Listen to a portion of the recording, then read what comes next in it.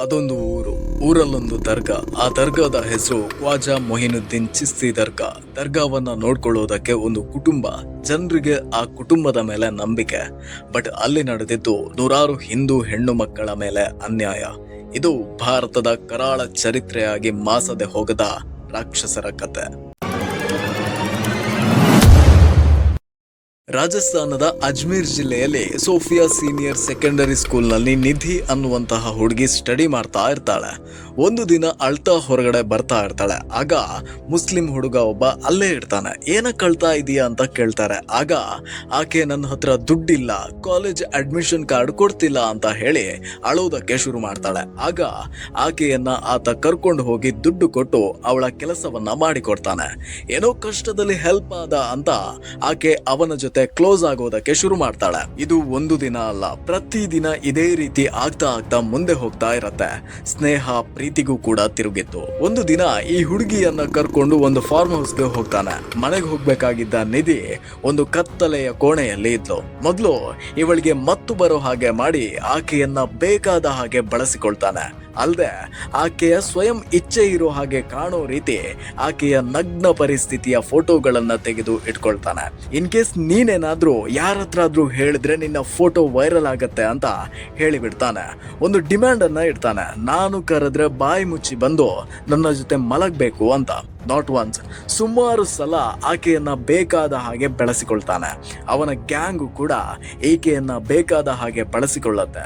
ಒಂದು ದಿನ ಮತ್ತೆ ಮೊದಲು ಮೋಸ ಹೋಗಿರುವಂತಹ ಜಾಗದಲ್ಲೇ ನಿಧಿ ಫ್ರೆಂಡ್ ಸೌಮ್ಯನ ನೋಡ್ತಾನೆ. ನಿಧಿನ ಹತ್ರ ಕರೆದು ಅವಳನ್ನ ಪರಿಚಯ ಮಾಡಿಕೊಡು ಅಂತಾನೆ. ಬಟ್ ನಿಧಿ ಒಪ್ಕೊಳ್ಳೋದಿಲ್ಲ.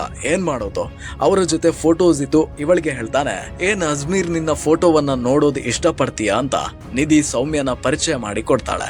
ಇವಳ ಜೊತೆ ಏನಾಯ್ತೋ ಅದೇ ರೀತಿ ಸೌಮ್ಯನ ಪಾರ್ಟಿ ಅಂತ ಕರೆದು ಸೇಮ್ ಪ್ಯಾಟರ್ನ್ ಅಲ್ಲಿ ಬಳಸಿಕೊಂಡು ಫೋಟೋವನ್ನ ತೆಗೆದುಕೊಳ್ತಾರೆ. ಸೇಮ್ ಡಿಮ್ಯಾಂಡ್ ಅನ್ನ ಅವಳ ಮುಂದೇನೂ ಕೂಡ ಇಡ್ತಾರೆ. ಸ್ವಲ್ಪ ದಿನ ಕಳೆಯುತ್ತೆ. ಸೌಮ್ಯ ಅಂಡ್ ನಿಧಿನ ಕರೆದು ನೀವು ಸಾಕಾಗಲ್ಲ, ನಿಮ್ಮ ಫ್ರೆಂಡ್ಸ್ನು ಕೂಡ ಕರ್ಕೊಂಡು ಬನ್ನಿ ಅಂತ ಫೋರ್ಸ್ ಮಾಡ್ತಾರೆ.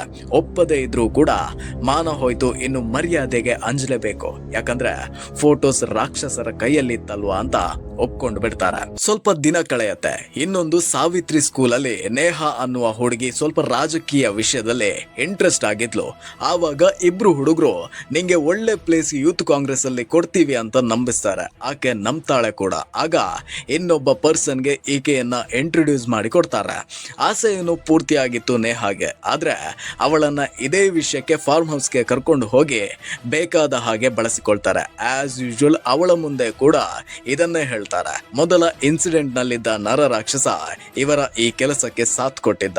1 3 ಆಯ್ತು, 3 100 ಆಯ್ತು, 100 200 ಆಯ್ತು. ಆದ್ರೆ ಅಜ್ಮೀರ್ ಮಾತ್ರ ಶಾಂತವಾಗಿತ್ತು. 1992 ಆ ಊರಲ್ಲಿ ಒಂದು ಕಲರ್ ಲ್ಯಾಬ್ ಇತ್ತು. ಅಲ್ಲಿ ಒಬ್ಬ ಪುರುಷೋತ್ತಮ್ ಅನ್ನುವಂತಹ ವ್ಯಕ್ತಿ ಕೆಲಸವನ್ನ ಮಾಡ್ತಾ ಇದ್ದ.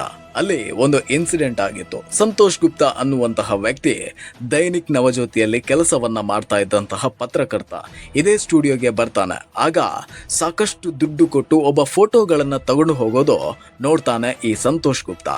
ಸಮಥಿಂಗ್ ಏನೋ ಇದೆ ಅಂತ ಹೇಳಿ ಅದನ್ನ ತನಗೂ ಕೊಡಿ ಅಂತ ಕೇಳ್ತಾನೆ. ಬಟ್ ಆತ ಕೊಡಲ್ಲ.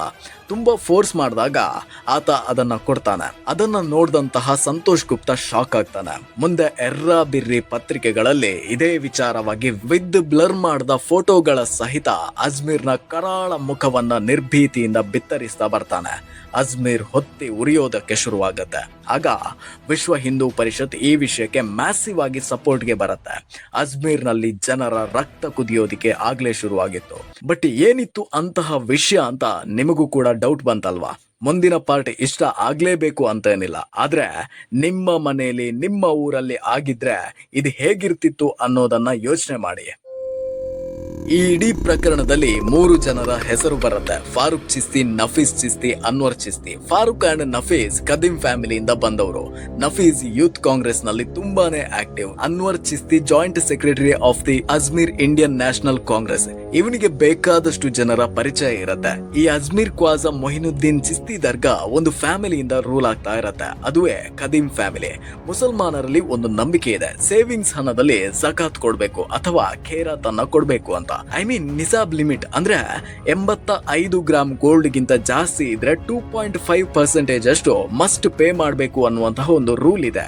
ಆದ್ರೆ ಅದನ್ನ ಪರ್ಸನಲ್ ಪವರ್ಗೋ ಅಥವಾ ಲಕ್ಸುರಿ ಲೈಫ್ ಲೀಡ್ ಮಾಡೋದಕ್ಕೆ ಬಳಸೋ ಹಾಗಿಲ್ಲ. ಆದ್ರೆ ಕೆಲವೊಂದು ಕಡೆ ಈ ರೀತಿ ಮಾಡ್ತಾರೆ. ಅಜ್ಮೀರ್ ನಲ್ಲಿ ನಡೆದಿದ್ದು ಕೂಡ ಹಾಗೇನೆ. ಆ ದರ್ಗಾಕ್ಕೆ ಬರ್ತಾ ಇದ್ದಂತಹ ಡೊನೇಷನ್ ದುಡ್ಡು, ಪೊಲಿಟಿಕಲ್ ಪವರ್, ಜನರ ಧಾರ್ಮಿಕ ನಂಬಿಕೆ ಇವರನ್ನ ಕೊಬ್ಬಿದ ಕುರಿಯನ್ನಾಗಿ ಮಾಡಿತ್ತು. ಸೊ ಫಾರೂಕ್ ಸೋಫಿಯಾ ಸ್ಕೂಲ್ ನ ಕೇಸ್ ನಲ್ಲಿ ಇದ್ದ. ಆಮೇಲೆ ಸಾವಿತ್ರಿ ಸ್ಕೂಲ್ ಕೇಸ್ ನಲ್ಲಿ ಅನ್ವರ್ ಅಂಡ್ ನಫೀಸ್ ಇಬ್ರು ಕೂಡ ಇರ್ತಾರೆ. ಆದ್ರೆ ಈ ಎಲ್ಲಾ ಕೇಸ್ ನ ಕ್ರಾಸ್ ಚೆಕ್ ಮಾಡಿದ್ರೆ ಈ ಎಲ್ಲಾ ಪ್ರಕರಣಗಳಲ್ಲಿ 3 ಜನರು ಸಿಕ್ಕಿ ಬೀಳ್ತಾರೆ. ಅನ್ವರ್ ನಿಂದ ಪೊಲಿಟಿಕಲ್ ಪವರ್ ಸಿಕ್ಕಿದ್ರೆ ದರ್ಗಾದ ಹೆಸರು ಫಾರೂಕ್ ಮತ್ತೆ ನಫೀಸ್ಗೆ ಧರ್ಮದ ಸೋಗಿನಲ್ಲಿ ಬಚಾವಾಗೋದಿಕ್ಕೆ ದಾರಿಯಾಗಿತ್ತು.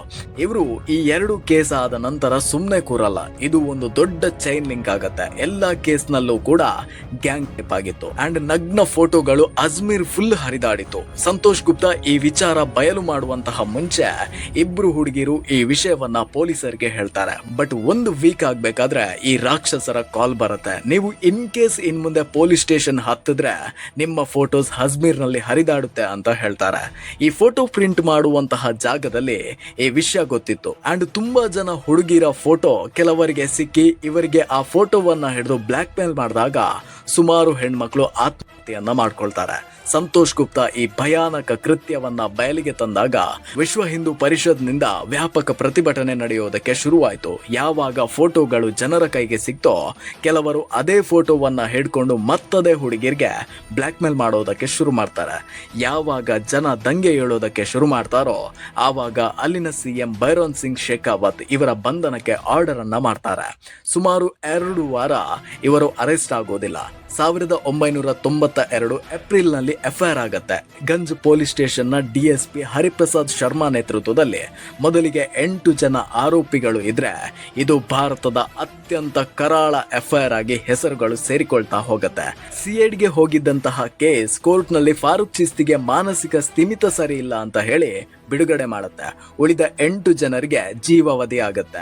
2001 ರಾಜಸ್ಥಾನ ಹೈಕೋರ್ಟ್ 8 ಜನರಲ್ಲಿ 4 ಜನ ನಿರಪರಾಧಿಗಳು ಅಂತ ಬಿಡುಗಡೆ ಮಾಡಿತ್ತು. ಉಳಿದ 4 ಜನ ಸುಪ್ರೀಂ ಕೋರ್ಟ್ಗೆ ಹೋಗ್ತಾರೆ.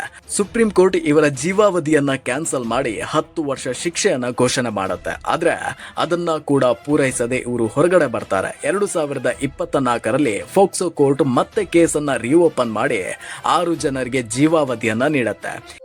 ಈ ಪ್ರಕರಣದಲ್ಲಿ ಟಾರ್ಗೆಟ್ ಮಾಡಿದ್ದು ಹಿಂದೂ ಹೆಣ್ಣು ಮಕ್ಕಳನ್ನ. ಇಡೀ ಮುಸ್ಲಿಂ ಸಮಾಜಕ್ಕೆ ಈ ವಿಚಾರ ನುಂಗಲಾಗದ ಕಹಿತುತ್ತು. ಈ ಪ್ರಕರಣದಲ್ಲಿ ಬಲಿಯಾದ ಒಂದು ಮಹಿಳೆ ಕೋರ್ಟ್ ಮುಂದೆ ನನಗೆ ಯಾಕೆ ವಿಚಾರಣೆಯ ನೆಪದಲ್ಲಿ ಹಿಂಸೆ ಕೊಡ್ತೀರಾ ಅಂತ ಛೀಮಾರಿ ಹಾಕಿದ್ರು.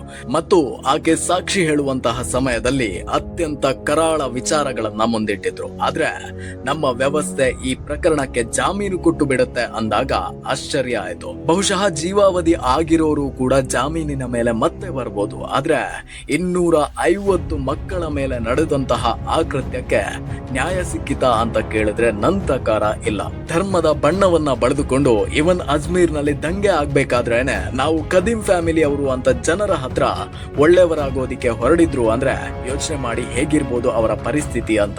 10 ಜನರ ಹಣ 10 ಮನೆ ಬೆಳಗ್ಬೇಕು, ಅದರಲ್ಲಿ ಕೇವಲ ಮುಸ್ಲಿಂ ಇರ್ಬೇಕು, ಕೇವಲ ಹಿಂದೂ ಇರ್ಬೇಕು ಅಂತ ಭಾವಿಸಿದ್ರೆ ಅದನ್ನ ಧರ್ಮ ಅಂತ ಕರೆಯಲ್ಲ. ಅಂಡ್ ಇನ್ನ ಕೂಡ ಇದರ ಬಗ್ಗೆ ಸಮರ್ಥನೆ ಮಾಡುವಂತಹ ಮನಸ್ಸು ನಿಮ್ಗೆ ಇದ್ರೆ ಅದು ಧರ್ಮದ ಅಭಿಮಾನ ಅಲ್ಲ, ಅಂಧತೆ ಅಷ್ಟೇ. ಯಾರೇ ಆಗ್ಲಿ ಇಂತಹ ಬಲೆಗೆ ಬೀಳೋದಿಕ್ಕೆ ಹೋಗ್ಬೇಡಿ. ನಾಟ್ ಓನ್ಲಿ ಗರ್ಲ್ಸ್, ಹುಡುಗರು ಕೂಡ ಅಷ್ಟೇ.